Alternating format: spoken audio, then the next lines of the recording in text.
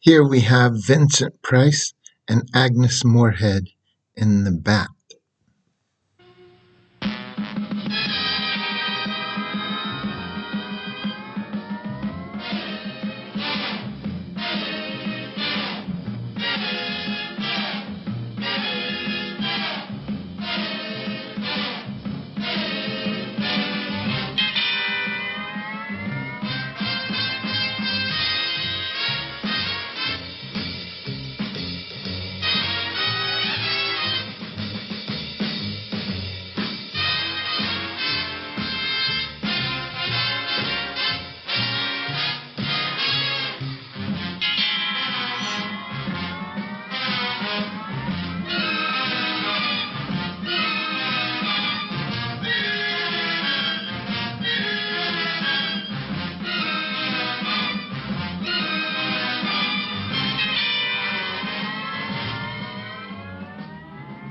This is the Oaks, a house in the country which I rented for the summer. As an author, I write tales of mystery and murder. But the things that happened in this house were far more fantastic than any story I've ever had published. I brought a staff of servants from my city apartment, and my maid Lizzie Allen, who had been with me nearly 20 years. Lizzie? Yes, Miss Cornelia. Is the car ready? It's at the door. Look, Miss Cornelia, them servants you brought from the apartment are talking about walking out on us. Really? Well, I know they don't like it here, but I didn't think it was that bad. Well, they've been hearing things about the killer that the police call the Bat and the murders that he committed here this past winter. Now people are saying that he's back again. Well, how can they be sure of that? Has he committed another crime? No, not yet, but that ain't saying that he won't. Here's something else. You've heard about the bats they have here. Animal bats, the kind that fly. Yes, yes. Look what it says in this magazine. This is a report from the State Health Department, and it says some of them bats is rabid. Well. And that ain't all. Now there's a rumor going around that it was the bat himself, the killer, I mean, that released the rabid bats in this neighborhood. Oh, that's ridiculous. Well, the housekeeper, the cook, the butler, and the upstairs maid don't think so. Well, I can't help but they think. If hysterical nonsense like that can scare them out of their good jobs, it's their loss, not mine. Come on, Lizzie, I've got to get to the bank.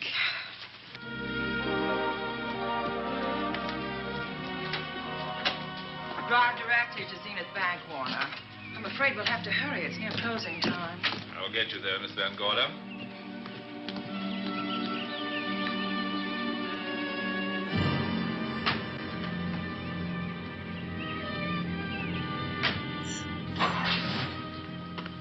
Thanks again. Miss Van Gorder. How do you do, Mr. Barry? How are you? I'm very well, thank you. You remember Lizzie Allen? Of course. Hello, Miss Allen. How do you do? So you're spending the summer with us again? Yes, yes. I've leased the Oaks, the home of your bank president, John Fleming. I heard you had.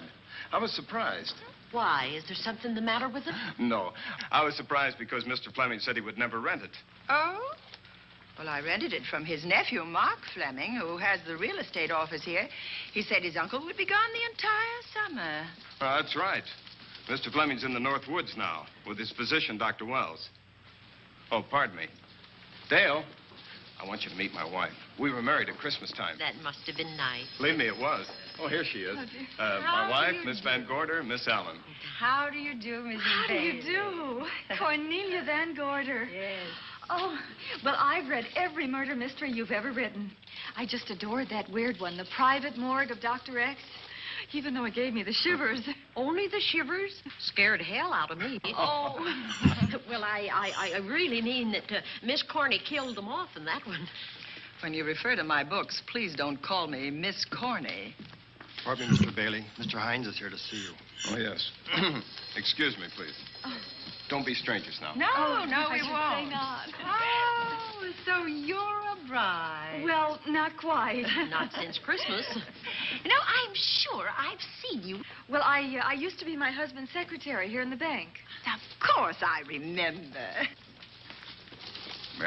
welcome our most distinguished visitor back to Zenith. Oh, that's very charming, but, Lieutenant Anderson.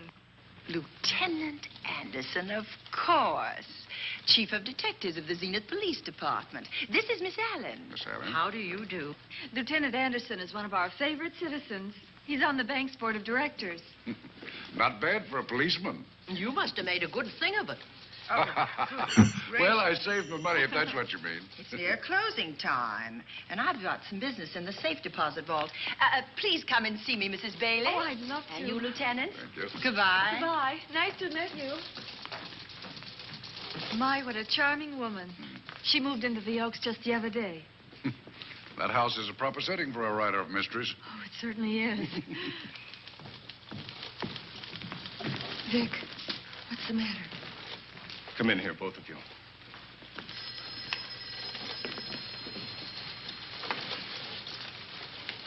Andy, we're in trouble. Wendell Hines came in to pick up $350,000 worth of bonds that we were holding as collateral for a loan.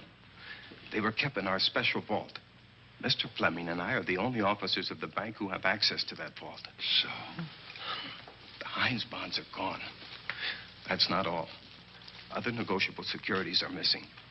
From what I can gather, short of a careful check, the bank has been looted of over $1 million worth of securities. You'll have to notify Fleming. I wish I could talk to him. Unfortunately, he and Dr. Wells are deep in the woods.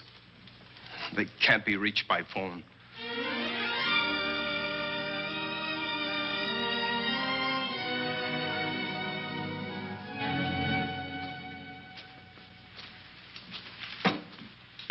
What is it?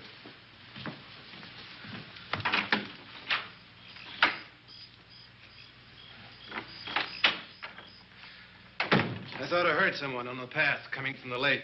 Had an idea it might be that guide of ours. Oh, Sam won't show up until morning. It's a 20-mile canoe trip from here to civilization. 5 will get you 10. Sam has a message for me. I thought you told him at the bank not to bother you. I did, but they'll bother me. Doctor. Yes, John. What would you do for $500,000? Anything short of murder. Why not murder? Too messy. Too great a risk? For $500,000? Yes. I pinched $1 million from the bank. Uh-oh. Well, I'm not kidding. I embezzled it. Not that I think you wouldn't do it if you thought you could get away with it. I got away with it. I'm not talking about currency. I took negotiable securities that could be converted into cash. I have the cash. In 10s, 20s, and 100s. Well, I'm your doctor, not your lawyer. Why tell me this? You'll find out why. Who's going to take the blame for the robbery? Bailey, the cashier. They'll never suspect me. I like Bailey. Well, so do I. I love the guy. I gave him his first chance. He has a lovely little wife. Charming girl. Was the best man. Where's the $1 million? In my family's tomb in Zenith. In the crypt with my father's casket. I don't buy that, John. No? No. You forget that I had you in charge when you were a very sick man. When you raved in delirium. And I heard you talk about a hidden room. Now, where else could you put a hidden room except in that mansion you built? That white elephant you call the Oaks. Look, everyone knows I have a bad heart. Now, who would doubt it if you wired the bank directors that my heart had failed? That I had fallen from a great height here in the woods. And that I was badly smashed up.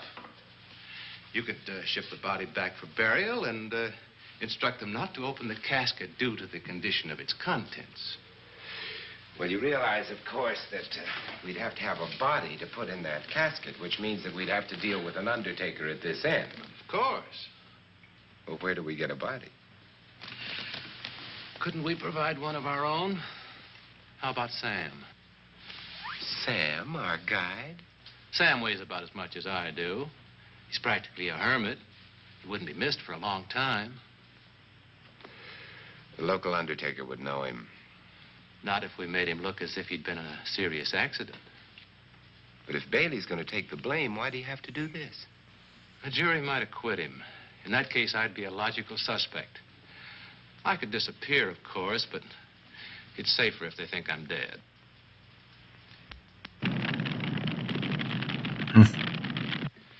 What if I don't go for this deal? In that case, it would be too bad. You mean you'd kill me? What else could I do? Now that I've told you about the $1 million, I'd say you were shot in a hunting accident. Now, look, Doctor, if you can find another body instead of Sam's, it's all right with me. There's $500,000 in it for you. I'll do my best. I smell smoke. So do I. What's that noise? Uh-oh. Look, Doctor, the woods are on fire. It's coming this way. We've got to get out of here. Out the back way. We will. As soon as I provide that body we were talking about. Oof-oo.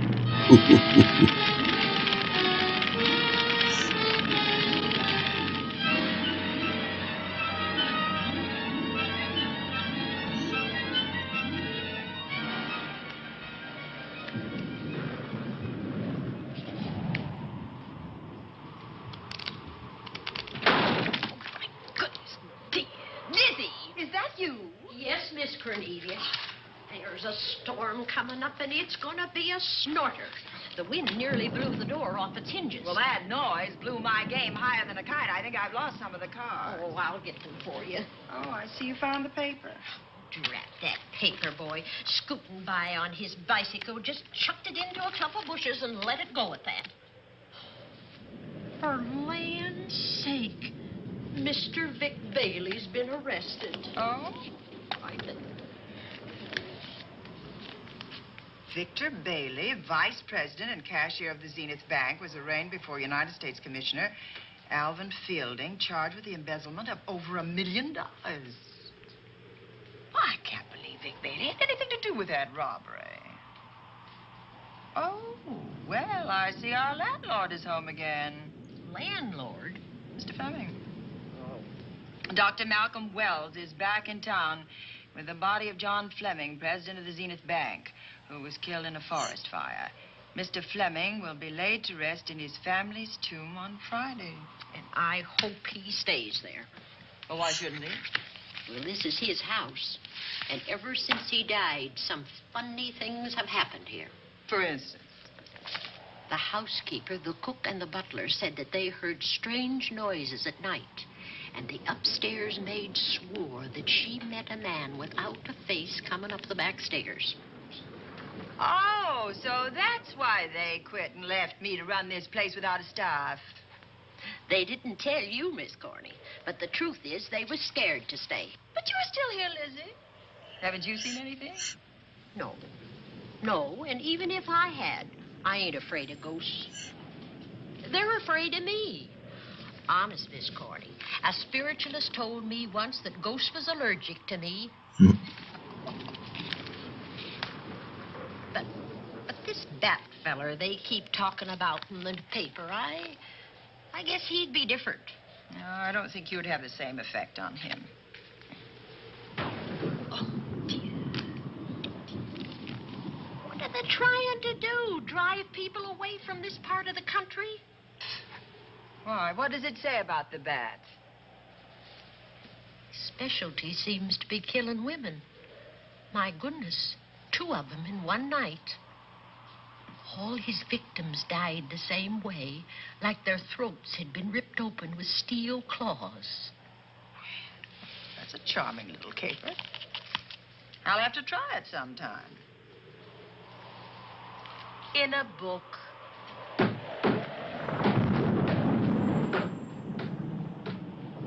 That ain't nothing, just something bumping against the house.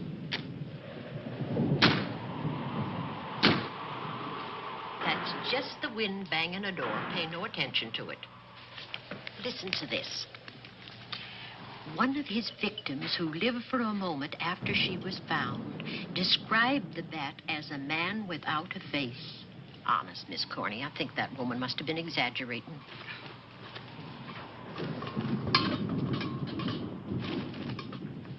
That's just that heavy tapestry at the top of the stairs. I know. I've heard it before on a windy night.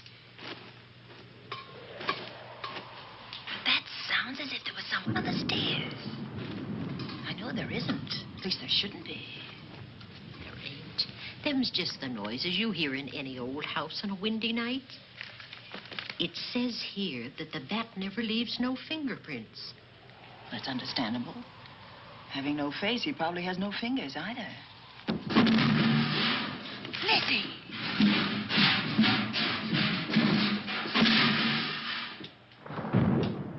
And that, I suppose, is the cat dropping its dentures.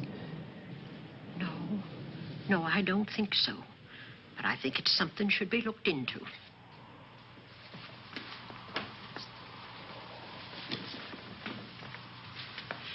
Now, who chucked him down here? The wind, I hope. There must be a window open up there. No, Lizzie. Let him lay. Let him sleep it off. I hope the power lines don't go down, put the lights out. Now, we'll check the windows in the living room and draw the curtains, and then we'll go to bed. Yes, ma'am.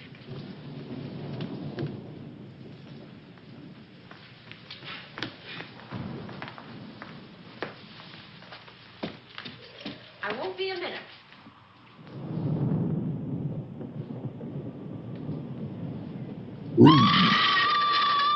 Gordy! Oh! What's that? Oh, when I went to get the paper, I turned the latch off. I forgot to turn it on again. He's out there. He was coming in. He might have got you. Oh, but he didn't, and he's still out there, thanks to you. Now, you hurry now, and we'll call the police. No, I won't leave you, Miss Corney. Are you okay? Yes, ma'am, I'm okay. Okay.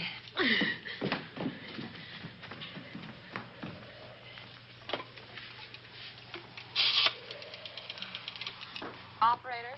Give me the police department, please. Zenith Police Department. This is Cornelia Van Gorder. I'm living at the Oaks. We know about that, Miss Van Gorder. Just a moment ago, a man tried to force his way into this house. You're not alone there, are you? What about your servants? Well, I have none except my chauffeur, and he's away. He won't be back until the morning. Now, there's only 2 of us here tonight, and we're going to lock ourselves in my room. Now, if any of your men see anything, will you have them call me? I'll send officers over there right away. Well, thank you very much. Come on, Lizzie. We're going to sleep in my room.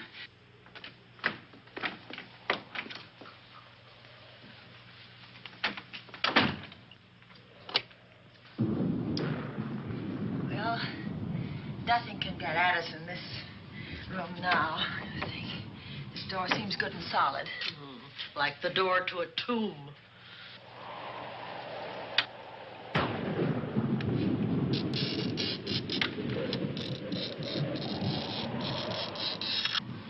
I think that couch will be comfortable. There's some extra bedding, you know. Yes, ma'am. Closet. Let's see now.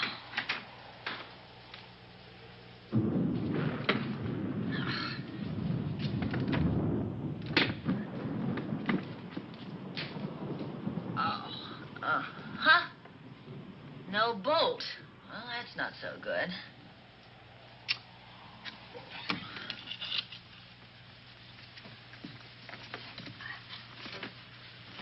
What's that for? That, my good woman, is a booby trap. If anybody tries to open this transom, this will be knocked off, and we'll hear it fall.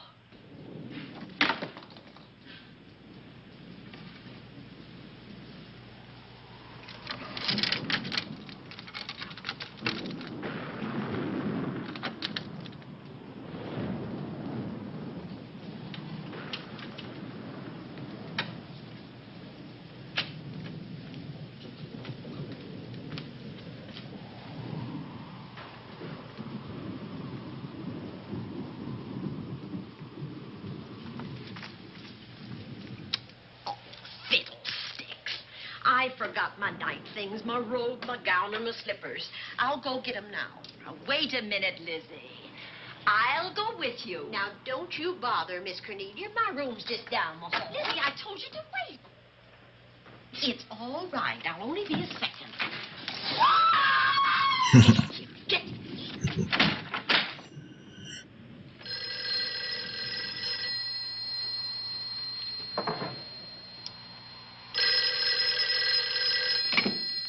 Yes? Miss Van Gorder? Yes? Zenith Police Department. There's a police car just outside your house, and the officers in it have reported that there's no sign of a prowler anywhere on the grounds. Oh, the man's inside now. He's in the hall, just outside my bedroom. Have your men break through the kitchen door and search this place from top to bottom. Okay, Miss Van Gorder. Sit tight. I will. I have a gun, and I know how to use it.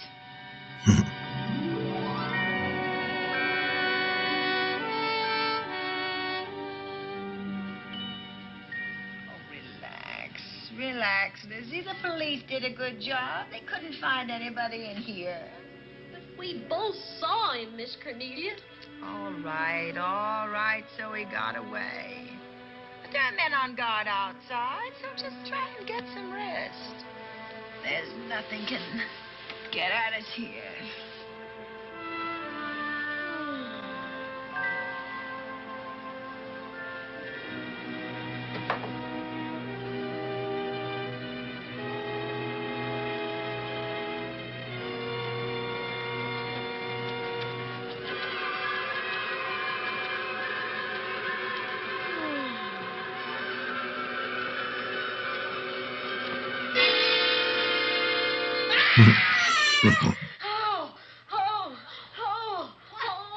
Miss Cornelia! Miss Cornelia! What's the matter? Oh, nonsense. You've had a nightmare. Maybe I did. But there was a bat and it bit me. It flew in that closet. Oh, good gracious, Lizzie, you're right. Oh.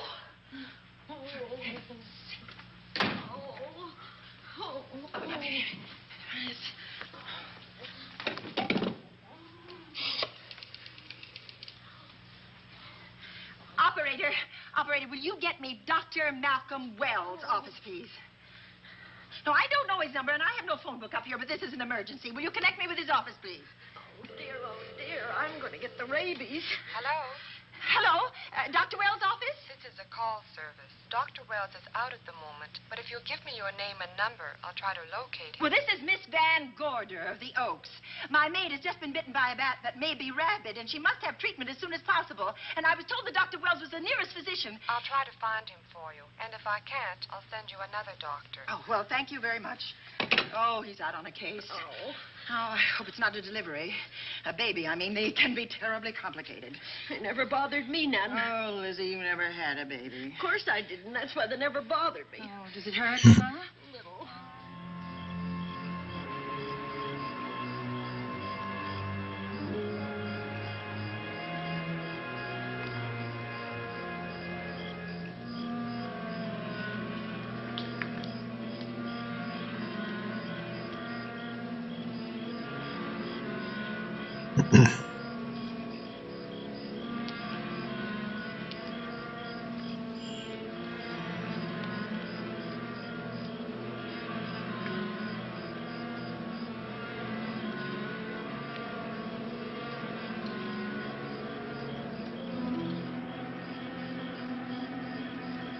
What's this guy up to?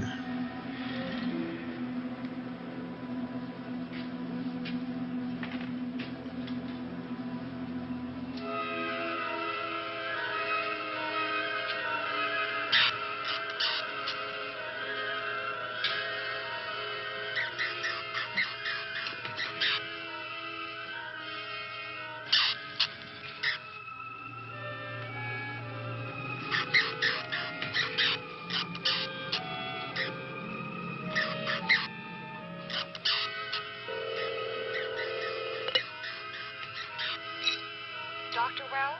Are you there, Dr. Wells? Are you there, Dr. Wells? This is the operator. Your call service is on the wire. It's an emergency. This is Dr. Wells. This is your call service, Doctor. Oh, hello. I was just doing an experiment. I left the receiver off. That's what I thought, but I kept trying. Miss Van Gorder at the Oaks called and said that her maid had been bitten by a bat, and she's afraid it might be rabbit. What? Oh, all right. Tell her I'll be right over there.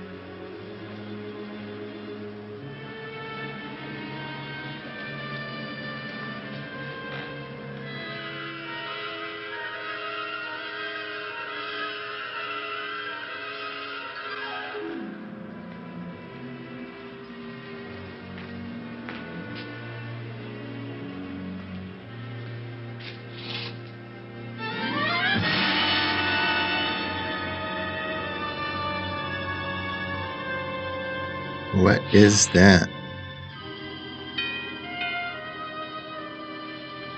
And so it must be the doctor who's the bat.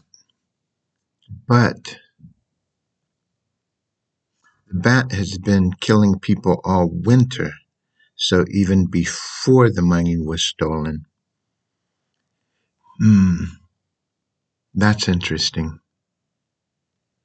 But it seems like the doctor is out for the money, I guess.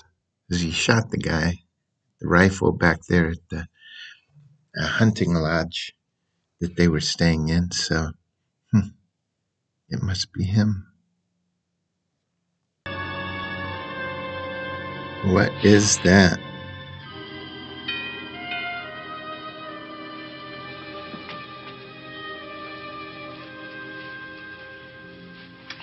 Who's there? Dr. Wells. Come in. Good evening. Oh, I'm so glad they found you, Doctor. Well, I reached my office shortly after you called. How is your maid? Is she in any pain? No, she doesn't seem to be. Did the bat get away? No, I believe it's still in my bedroom. Oh, good. I'll want to examine it. There you go, Miss Allen. Now you feel better? Doctor, have I got the rabies? Well, I can tell you better after I've examined the bat's brain under a microscope. That thing's got a brain? Oh, you'd be surprised. Where is it? I think the little darling is in that closet. Oh. You know, it's a pity you leased this house, Miss Van Gorder. Why a pity? Well, my dear lady, I don't want to alarm you, but... Oh, well, after tonight, nothing can alarm me. Yes, I understand. It must have been terrifying. So many unexplainable things have happened here. There's something about the place. Your servants must have sensed it when they walked out on you. An apprehension of disaster. Well, let's see. Aha! Yes. There he is. All right, now. Take it easy. Nobody's going to hurt you. Quiet now. Quiet.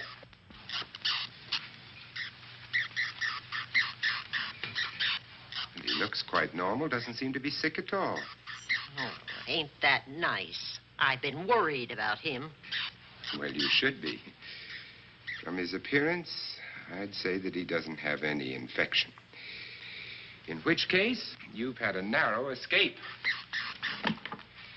Now, you take one of those tablets I left for you, and I'll guarantee you a good night. And I'll drop in on you tomorrow. Oh, thanks for everything, Doctor. Now, don't worry. I can find my way out. Oh, I know you can, but do let me help you. Oh, don't forget that once I'm gone, you'll have to climb those stairs alone. Oh, I'm all right. I'm armed now. Can you shoot one of those things without shutting your eyes? Oh, Doctor, there are guns in every book I've ever written. I don't write about things I'm unfamiliar with. Lock the door, Lizzie. Good night. Yes, ma'am. Good night, Doctor. Accident? No, the wind blew him down. Oh. I think. Oh. Did you know that young Mark Fleming leased you this house without notifying his uncle? No, I didn't. Well, it doesn't matter now. John Fleming is dead and Mark's his heir. But if John were alive, he would warn you to leave here, Miss Van Gorder. Really? Yes. It's been a tragic place for anyone who ever lived in it. Well, good night. Good night, Doctor. Who's out there? Nobody you need worry about, Doctor. Oh, it's Andy. That's right. Oh, good evening, Miss Van Gorder. Good evening, Lieutenant. Somebody sick here? My maid was bitten by a bat. Oh? A rabid bat? Well, I'll know for sure when I get to my lab. I caught the bat. It happened indoors? In my bedroom. Yes. How'd it get in? Well, there are many ways a bat could get in a house. You ought to know. I spotted this hole in the window the minute I got here. Why? That's where the two-legged bat got your door open.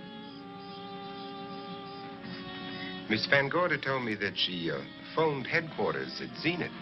Yes, I phoned twice. The second time was after the prowler got in the house. Weren't you at headquarters, Andy? No, but they contacted me. An officer came and searched the house from top to bottom, but they couldn't find the bat. You better have this window fixed tomorrow. Oh, yes, I certainly shall. Yes, I'd better be going. I'm due in surgery at 8 o'clock in the morning. Good night. Good night, Doctor. There'll be a man patrolling the grounds all night, Miss Van Oh, Gorder. thank you. And nobody inside, Andy? Why should there be? Well, how do you know but what the bat is hiding somewhere in the house? I'm quite sure he isn't in the house, Doctor.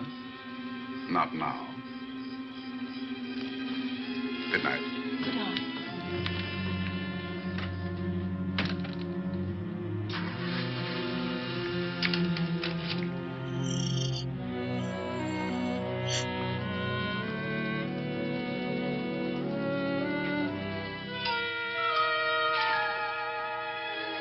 Hi, Andy.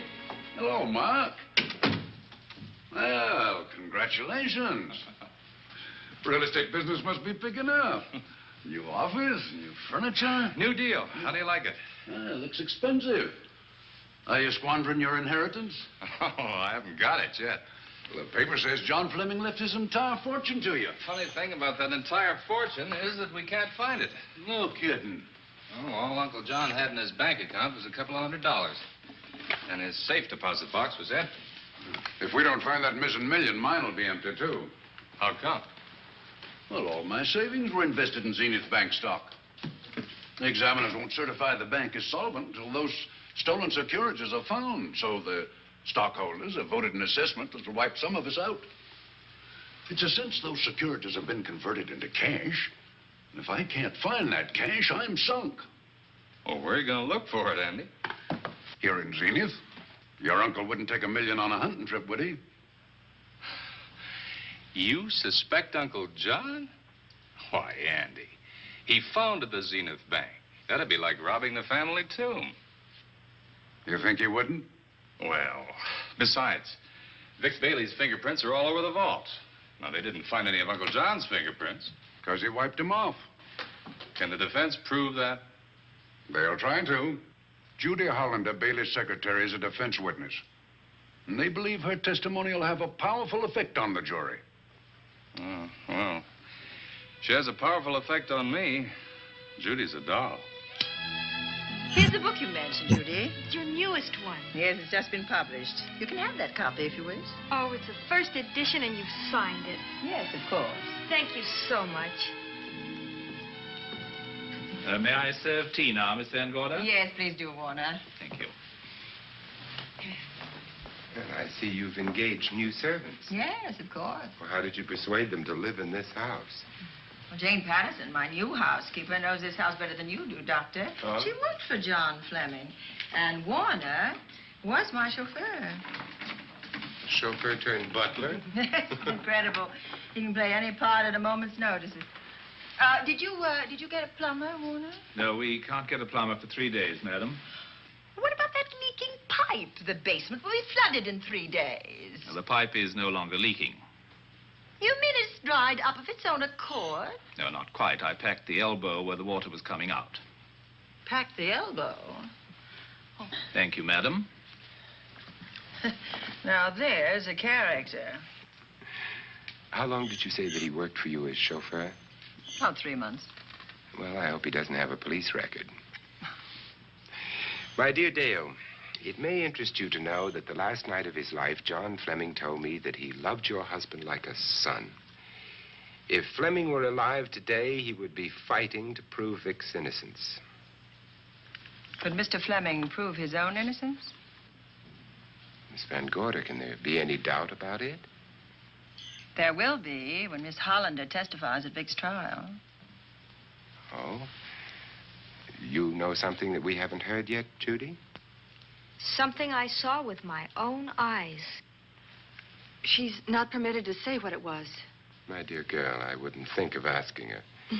But let's assume for a moment that Fleming did steal the $1 million. Now, what would he do about it? Where is it? Hidden someplace where he could lay his hands on it without getting caught in the act. Now, if I was writing this, instead of living in the middle of it, I'd hide it right here in this spooky old house.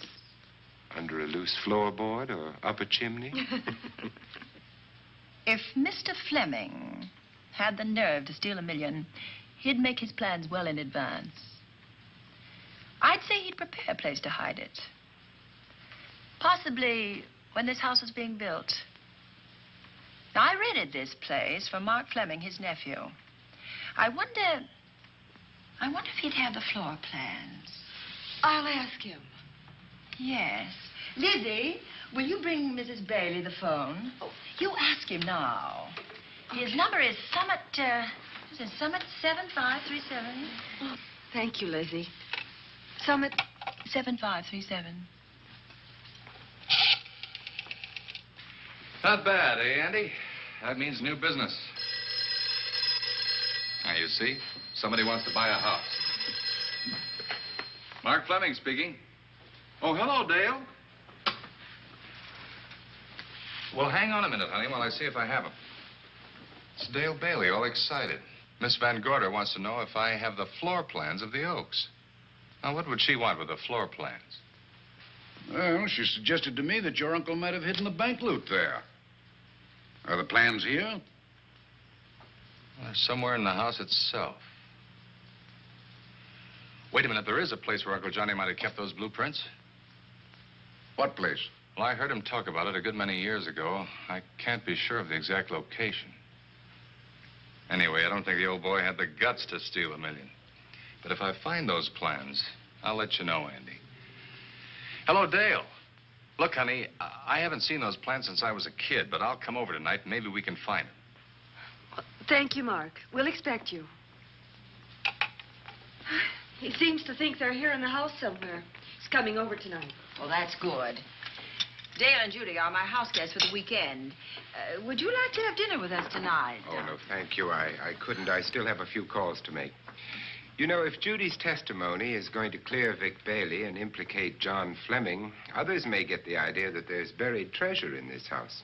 Don't even mention your testimony until you're actually on the stand. Oh, I won't. That's a smart girl, Judy. And a very lovely girl. Well, good afternoon, ladies. Goodbye, Doctor. Dr. Will. Come on, girls, let's go.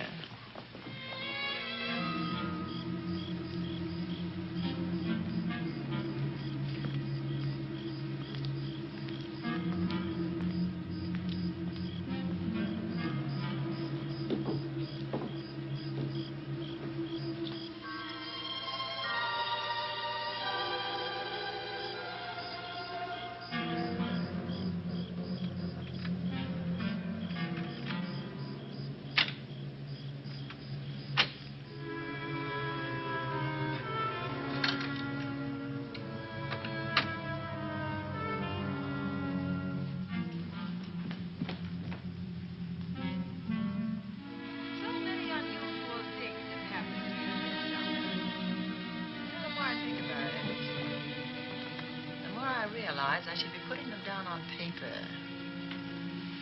Weren't you your husband's secretary, Dale? Yes, I was. Do you take shorthand? Mm-hmm. Well, my dear, if you'd like to have your mind occupied, I want you to work with me while I write the story of this fantastic criminal. the bat.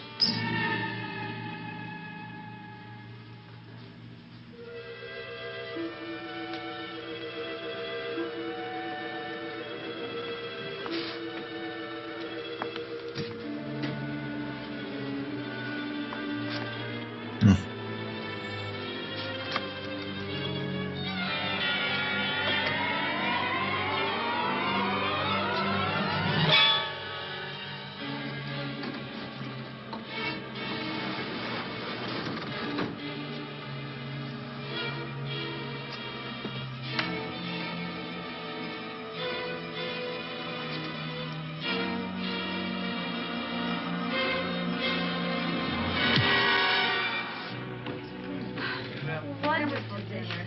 Thank you. It's really nice. It's a good dinner, Lizzie, as usual. Wonderful.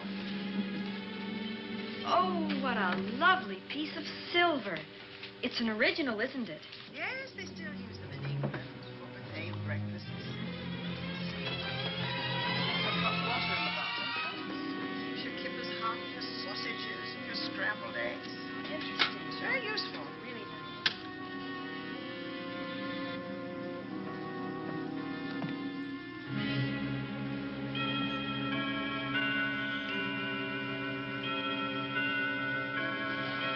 Clock hasn't struck the hour in the last 10 years, if I'm to believe what Mark Fleming told me. Why is it angled away from the wall like that? I don't know. Somebody must have moved it. Lizzie, very likely when she was dusting. Wait a minute. Did you know there's a door in this paneling? No, I didn't. Oh, my gracious, so there is. Maybe it opens to a secret passage. Oh, certainly to a secret something. This is exciting. Who knows, girls? Who'll be about to stumble on that missing million? Oh, this is... Oh, panel. There's a panel. There must be some gimmick to it. There always is. Yes, yes, move it. Move it. Oh.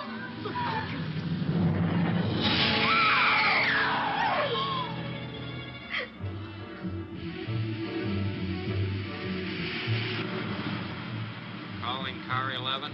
Calling car 11. Proceed to the Oaks in Zenith Township immediately. A homicide has been reported. Okay. Proceeding to the Oaks. Notify the county coroner, Dr. Wells. Tell him to come to the Oaks at once.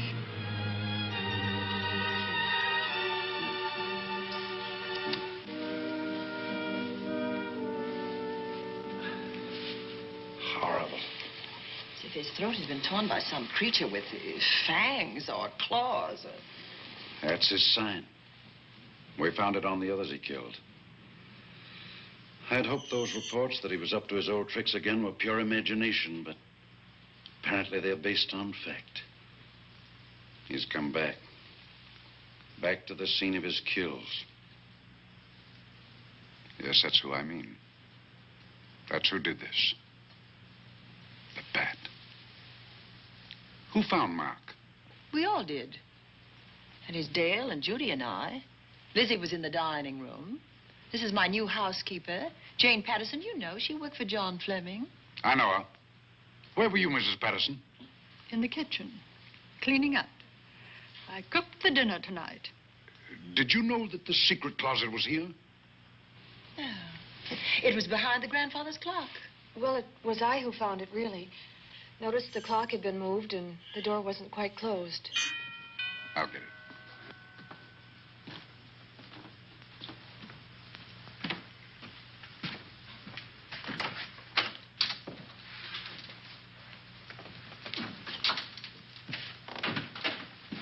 Who is it?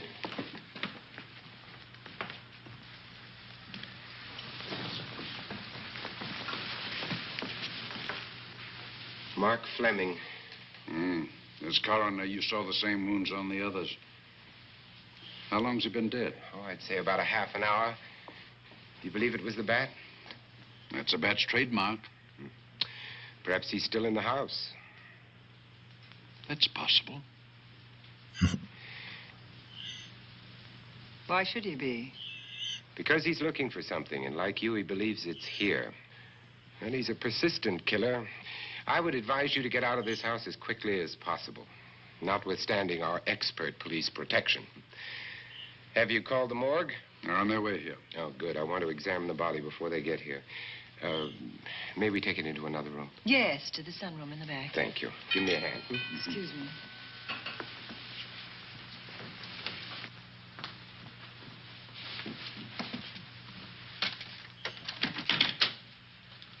Oh, Warner, where have you been? Well, madam, has been an accident? There's been a murder. Mark Fleming, the young man from whom I leased this place, was killed here tonight. They know who did it? Well, they believe it was the bat. I'm sorry I had to use the front door, Miss Van Gorder, but I forgot my keys, and when I rang the bell at the kitchen door, there was no response. Oh, this is Warner, Lieutenant. He's my butler. He was my chauffeur. Why'd you promote him? But it's very difficult to find a butler. They don't like service in the country. Have you been a butler before?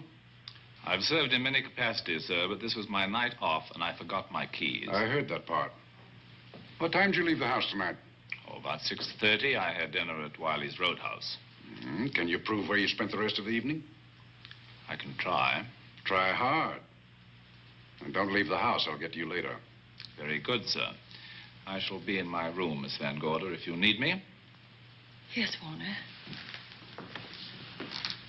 Surely you don't think he's... Warren and I have met before. I can't recall where or when. But I will.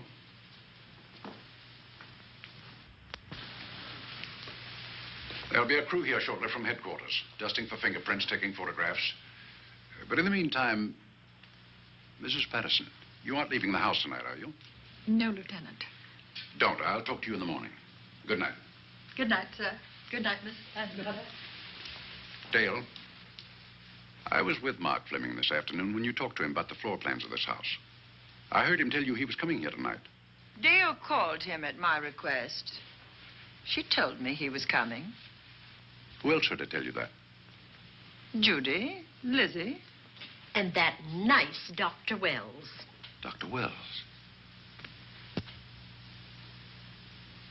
There are few killers who kill for the fun of it.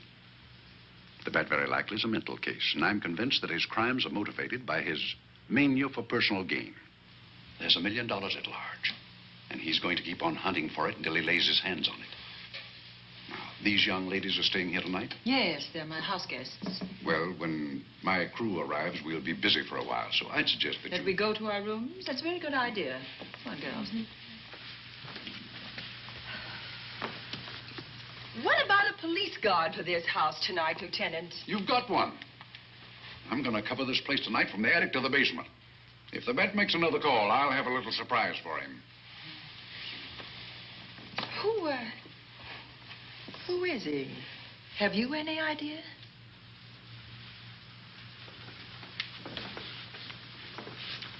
He could be anybody.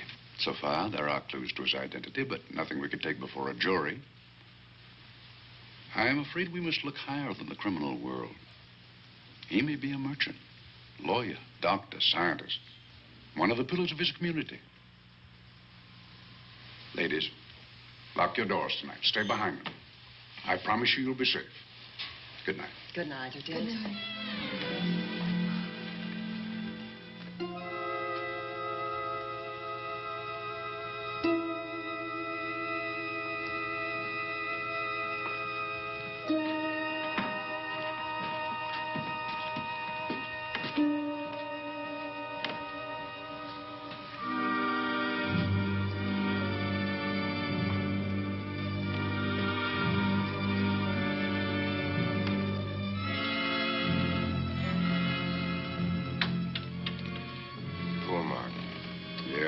Pity.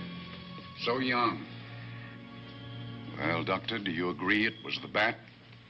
In my report, I shall say the death was caused by the same technique used in the other killings. A paralyzing blow to the throat, followed by severe lacerations of the jugular, resulting in excessive hemorrhage. In a layman's language, he didn't know what hit him. Oh, he knew. But he didn't have time to think about it.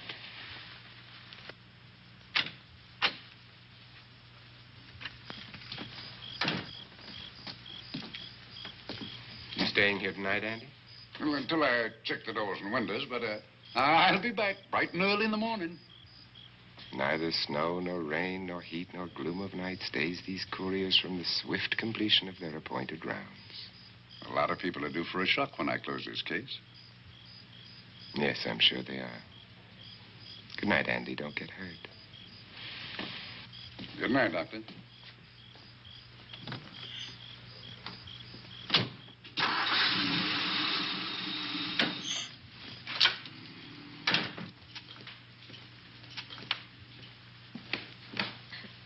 You know, I think we'd better let you get some sleep. Oh, well, Lizzie and I share this room for mutual protection. You know, one night, a storm blew the wires down, put the lights out, and I went out the next day and bought a half a dozen of these things. You better take one with you, Dale. Oh, thank you. We'll go across the hall now. Are you sure there's nothing else you need? Oh, no. Quite sure. We'll be all right. Well, if anything bothers you, you just sing out, and 2 strong women will come to your rescue. Oh, nothing will bother us. Not with Andy on the job. No. Well, good night. Good night, Miss Van Gorder. See you in the Don't worry, everything will be all right. We won't. Good night. Good night.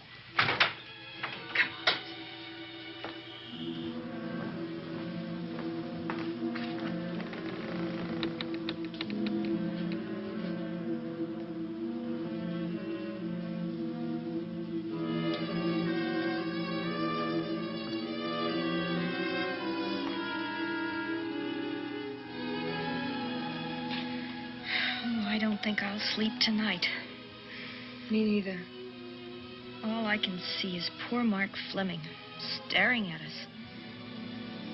I thought that when people died, their eyes closed, as in sleep.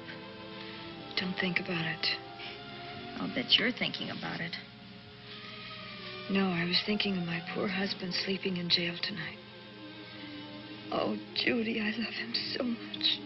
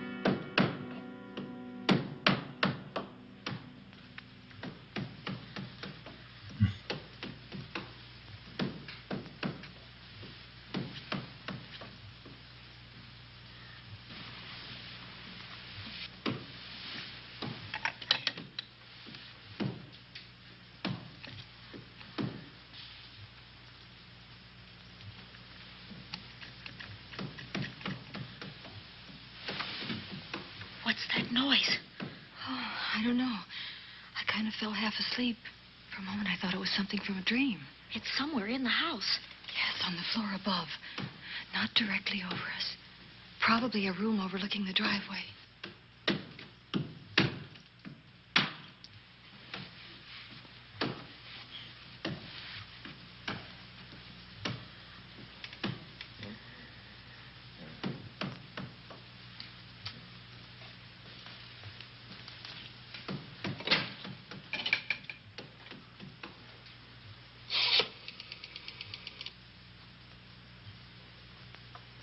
Should we call Miss Van Gorder?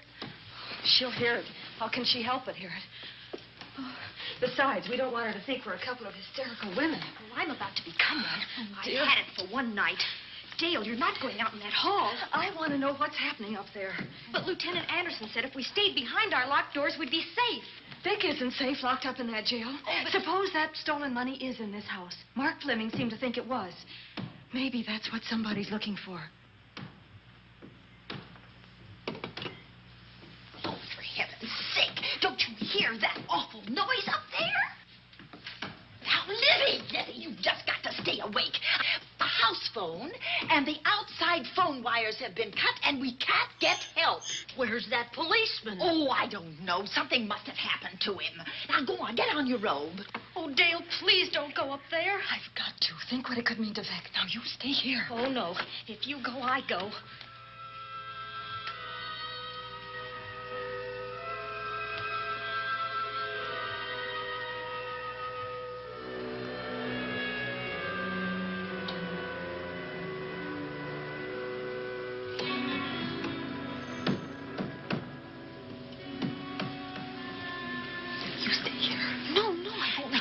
Alone. You wait here. I'm going to see what it is. Oh, please let me go with you. Judy, will you warn me if anyone comes? I'll only be a moment. Now, wait.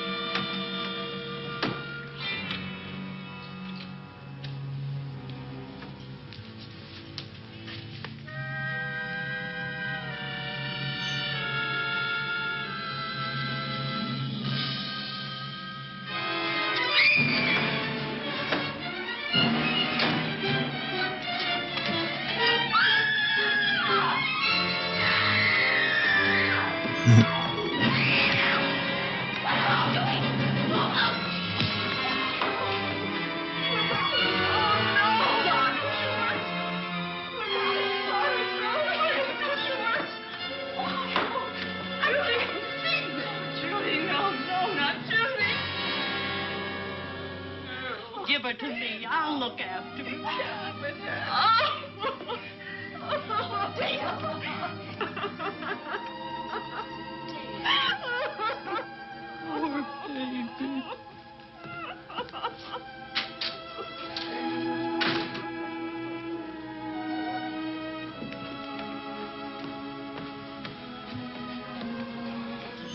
Judy.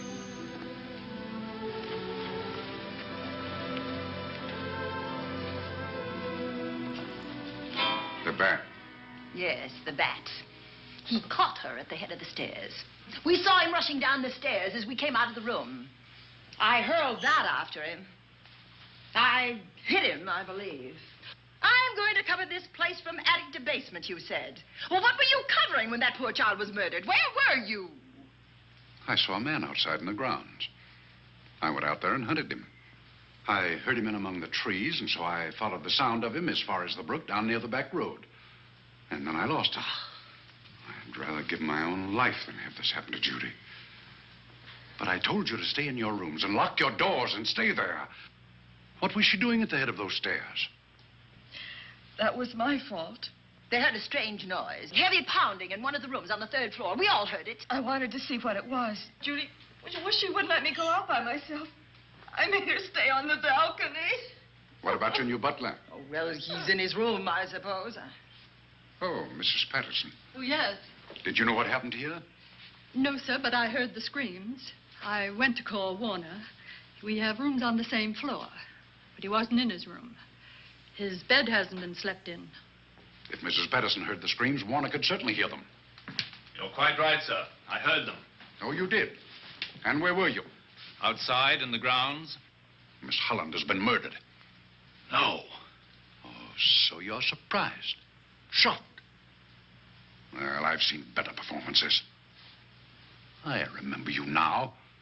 Your name's not Warner. I've got a circular in my office with your picture on it. The Chicago police not so long ago were hunting for you in connection with the robbery. You're right again, sir. And they found me and they tried me and I proved my innocence and I was acquitted. That could have been a lucky break. Where were you when this child was killed? I told you before, sir. Outside. What were you doing there? I was following you. I saw you leaving the house, and it seemed that you were hunting someone. I thought you might need some help. Oh, yes, sir. I followed your flashlight down through the trees. Then it disappeared. And then suddenly, as I was staring out into the darkness, I was struck by something on the back of the head. The next thing I knew, I was lying on the ground. I realized I'd been knocked out. I wish you had been knocked out. But then we'd have found you with your mask still on your face. You were hit here in this house with this poker as you were rushing down those stairs after that child was Oh, killed. no, sir. You can't pin this on me. I'm not the bat. I've never killed. I couldn't kill. I won't take the rap for this.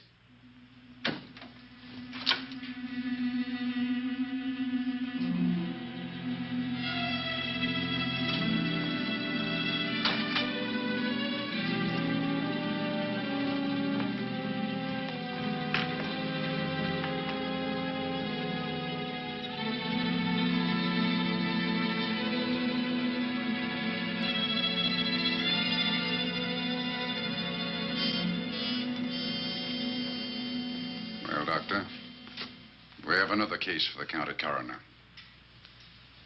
You see, the bat came back. Why did you come back, Doctor?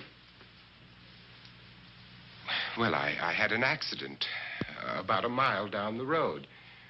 The right rear wheel of my car came off, and I plunged into the ditch. This was the nearest house, so I came here to call for help. I thought I'd find you around, Andy. Physician, heal thyself. You must have been hit by something on the back of your head. I told you I had an accident. So you did, Doctor. So you did. I could be wrong. But maybe I'm not. We shall see. And so it has to be the doctor because he has the injury. There's no one else that could possibly be. He's the only one injured. All right, Dale, let's start a new chapter. For days, the murders held the headlines. Lieutenant Anderson grilled us and ransacked the house from top to bottom. Warner was not placed under arrest, but his every move was watched. At night, except for a detective on guard in the house, the police and the reporters left us alone. And on one of those nights, without telling Lizzie or anyone else, I pursued a secret investigation of my own.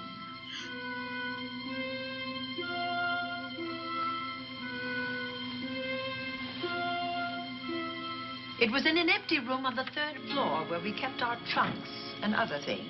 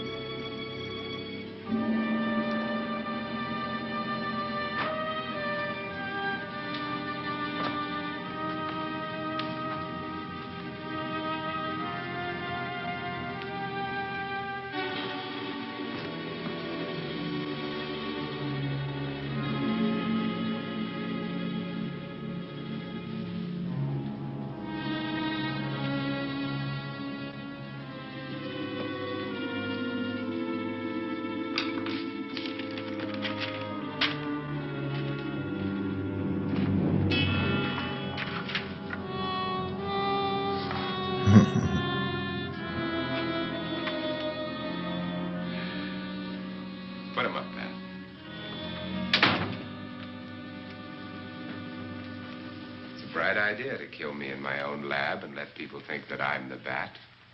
But you had to kill me first. What was it to be, ambush? And clever as you are, you're not smart enough to do that. Nor were you smart enough to find the money, though you came quite close to it. But I know where it is. And when you're dead with that sign pinned on your chest, I'm going to collect it and live happily ever after. He destroyed himself. How true that will be. Well, goodbye, Bat. Here's a serum that will heal you whether you're rabid or not.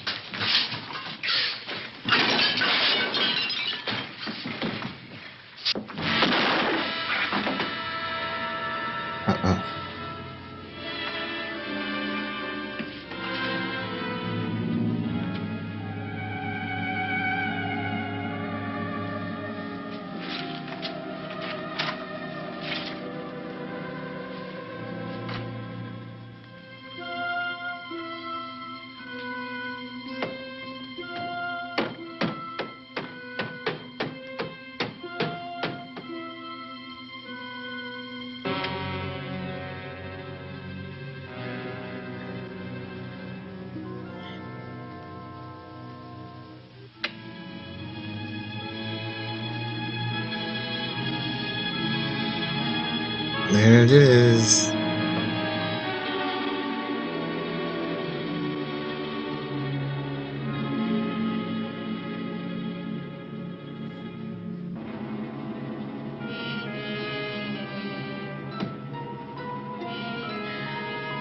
I knew there had to be a door.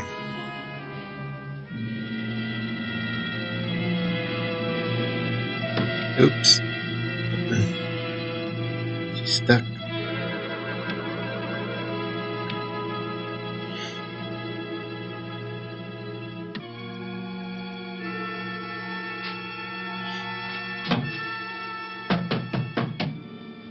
Something's wrong. Something's wrong.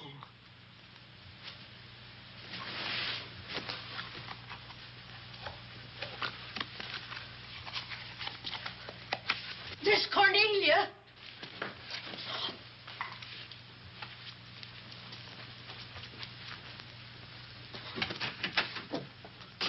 Miss Cornelia.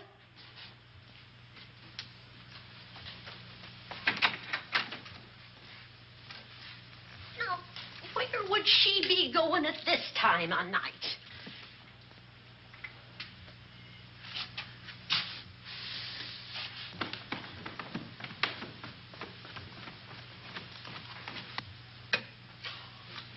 Land's sake.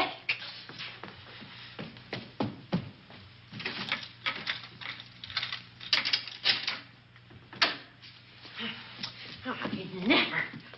Oh. Mr. Davenport. Mr. Davenport. Oh, a fine thing. The door unbolted, the chain off, and you asleep on the job. Wait till Lieutenant Anderson hears about this. Come on, wake up. What's the matter with you? I don't know.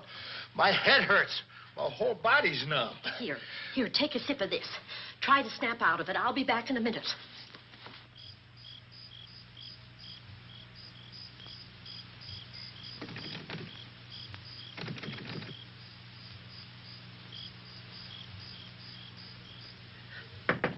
Hurry, will you? It's Lizzie. I'm terribly worried. I can't find Miss Cornelia anywhere, and something's happened to the policeman. I don't know what. Get Warner. Bring him to the drawing room. Tell him we need him.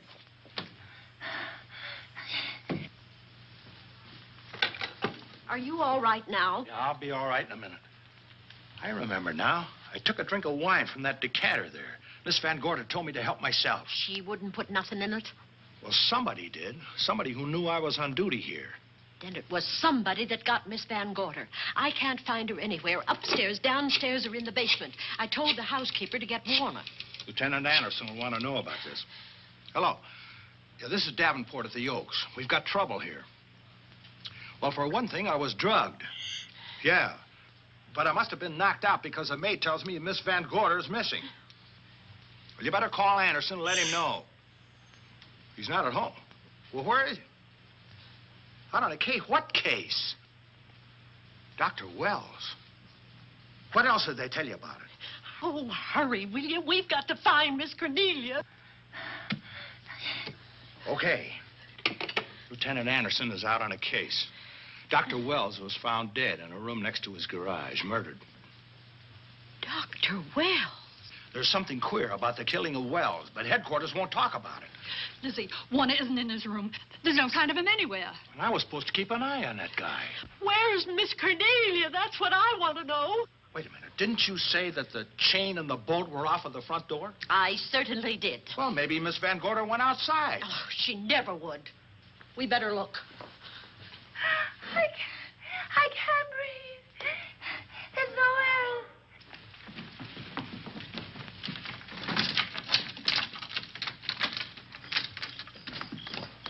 Miss Cornelia. Oh, Miss Van Miss Gorder. Cornelia. Miss Cornelia. Miss Van Gorder. Look. There's a light in that room on the 3rd floor. Were you up there tonight? Well, of course I was, but I turned the lights out before I came downstairs. Then Miss Cornelia might have turned them on again.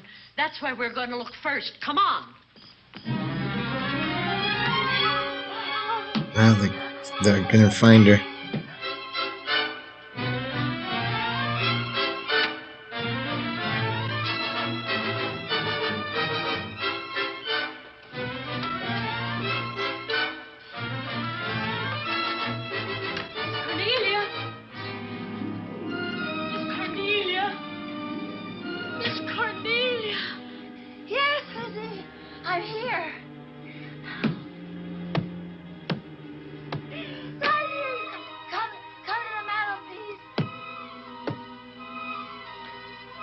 Here we are, Miss Van Gorder. What do we do now?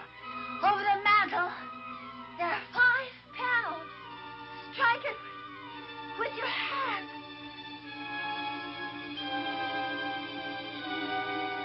Which panel did you say, Miss Van Gorder? Oh, I can't understand. Miss Van Gorder, which panel? We couldn't hear you. She said strike it. What difference does it make which panel? Strike them all. Look.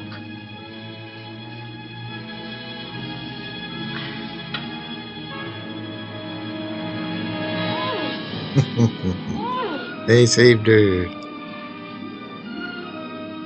Oh, But the bat was still out there. it's all right, dear. Lizzie's here.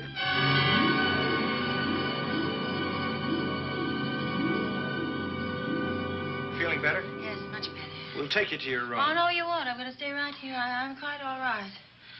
Oh, how blessed it is to breathe without an effort. You know, no one knows how sweet the air can taste until someone shuts it off for a moment. That room is just like a box. When the mantelpiece closed, it seemed like all the air was drawn out of it. Look, there it goes again. Let it close. I can open it from in here. There's a control panel behind this blueprint. Electric motor under the trap door here. Once the door is open, you can keep it that way. I believe that the fireplace in this other room opens the same way. And it does. I tried to find this, but I couldn't find it. Yeah, it's back at this blueprint here. Well, it's quite a setup. Too bad we can't open that safe in the same way. Take an expert to crack this box or a shot of nitro. Well, maybe that's what the bat had in mind. Could be. Seems he's on the prowl tonight. Miss Van Gorder, Warner has disappeared. And Dr. Wells has been murdered. Dr. Wells? Lieutenant Anderson's on that case right now. Well, does he know what happened here tonight? They got word to him. He'll be here any minute.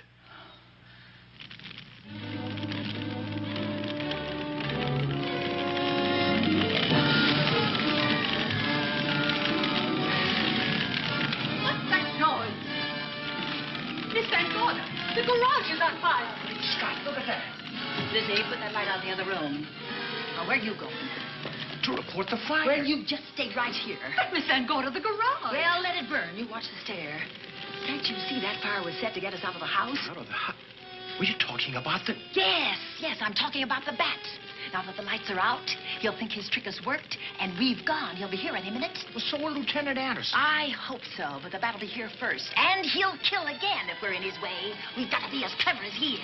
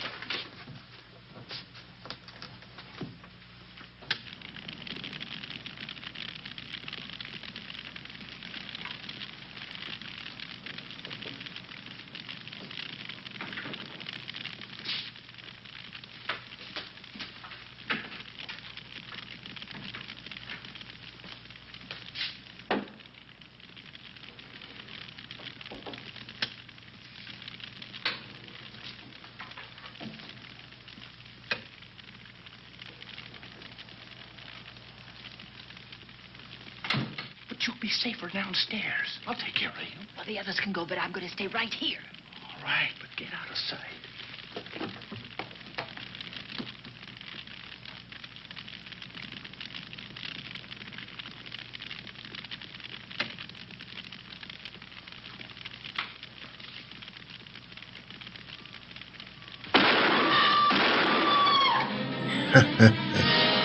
Oh.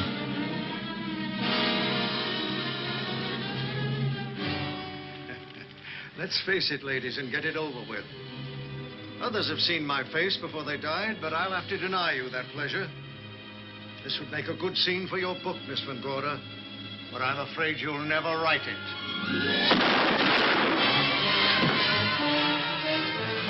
That is Warner. I could tell. You misjudged me, Miss Ellen. Warner! I don't like being a murder suspect, Miss Van Gorder. I was headed for a plane, but halfway to the airport, I changed my mind and came back. I'm glad that I did.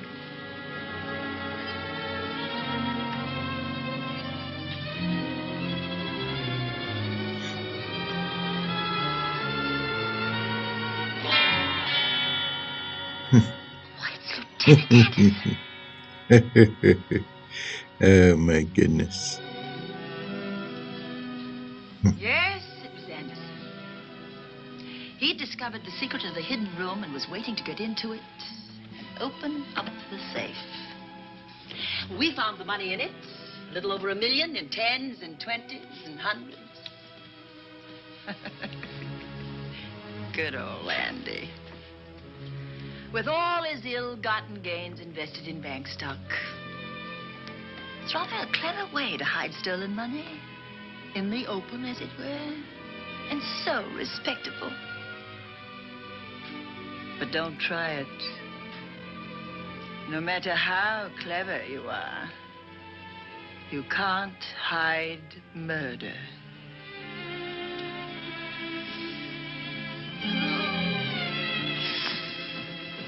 Well, that's it, Dale. That's the end.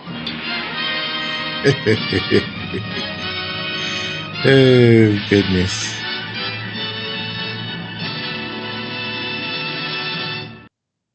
And so that concludes the bat. One good thing about the movie is it has Vincent Price and Agnes Moorehead. I liked seeing them together in a movie. But the plot seemed kind of wishy-washy, strange, because there's somebody killing people in the wintertime. Then there's this robbery from the bank where money is stolen, and then Vincent Price, playing the doctor, he kills the guy who stole the money.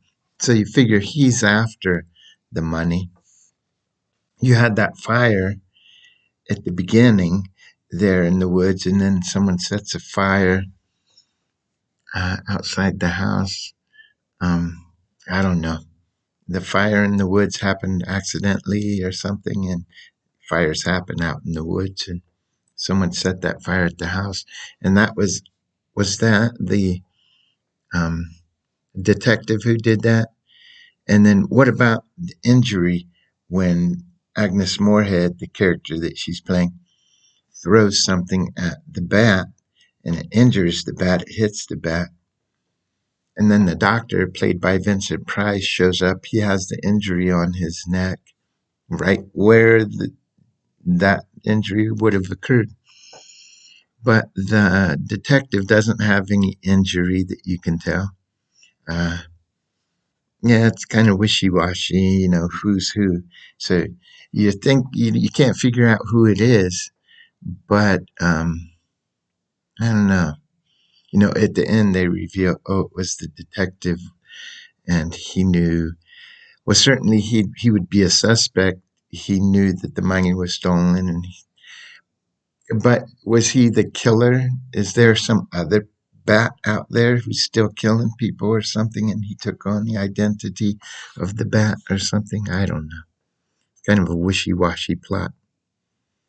And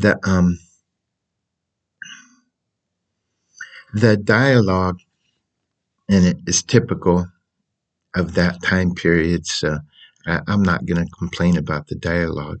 It's typical. You see it in all these kinds of movies, that kind of dialogue. Actually, not bad for that time period, this kind of movie.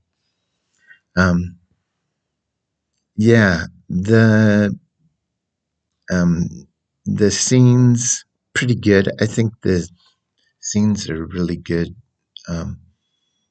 The directing on the different the house and the lab. But what was that with the bat when the detective pulled that curtain open or whatever? And there was a bat there. What the heck was with that? I guess it's supposed to scare you.